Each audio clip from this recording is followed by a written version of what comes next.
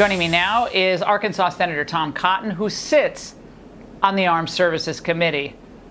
Senator, absent control of the Senate, because you don't have control of the Senate at this moment, given the dire situation that we're facing, what can and should Republicans do right now to address what is a 911 emergency?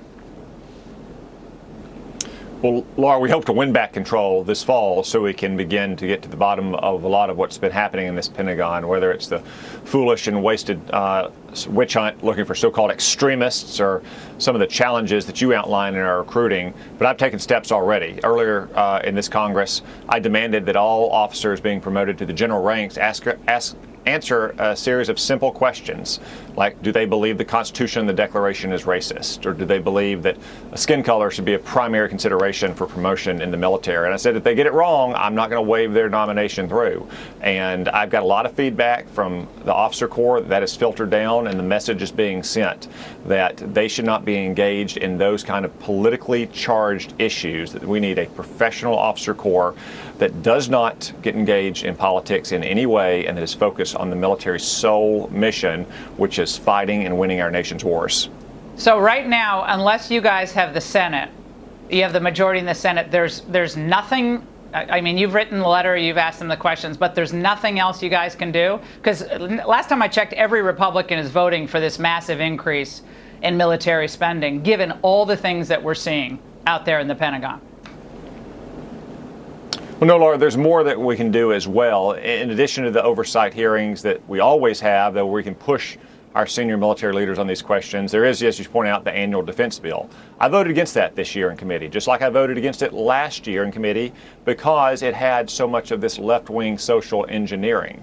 I'm not just going to vote for something because they slapped defense on it, and I don't think a lot of our troops want us to either. Now, in the end, we were able to strip out almost all of those provisions, and I was able to support it in the end. I hope to do that again this year, but I'm not going to vote for a bill that, for instance, requires women to enter the draft, something that is massively unpopular with the American people, to include women in America. Again, our military, it's not a jobs program.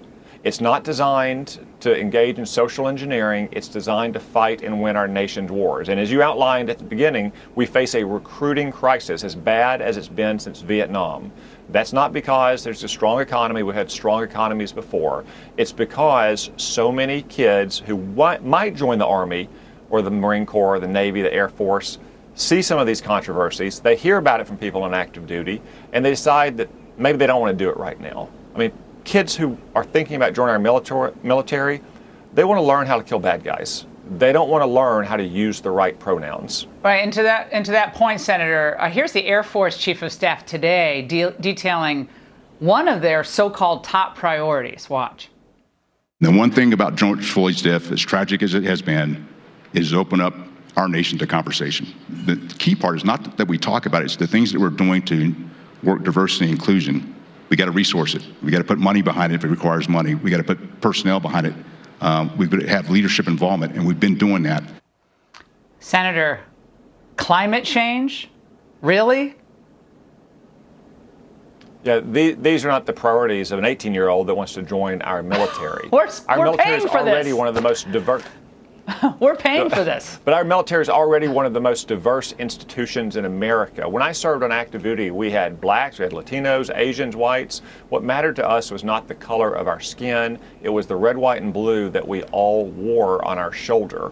But when you hear this from these liberals who want to neuter the military year after year, that the military is full of racial extremists and sexual predators, that it produces all these traumatized, fragile eggshells, that America is not a country that we should be proud of and be willing to fight for, we shouldn't be surprised that young men and women are reluctant to sign up for our military.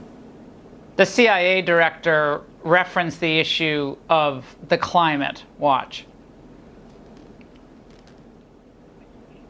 I think we have. The biggest existential threat in many ways is climate change.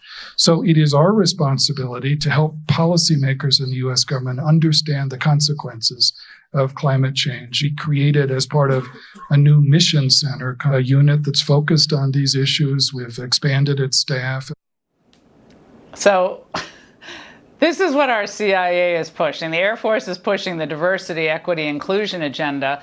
What do you think China's thinking watching all of this? Can they actually believe it's going to be, this is the United States of America?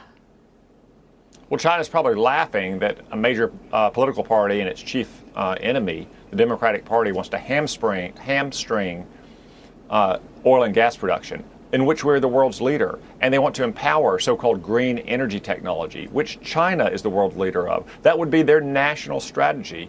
But climate change is not the single biggest existential crisis that we face.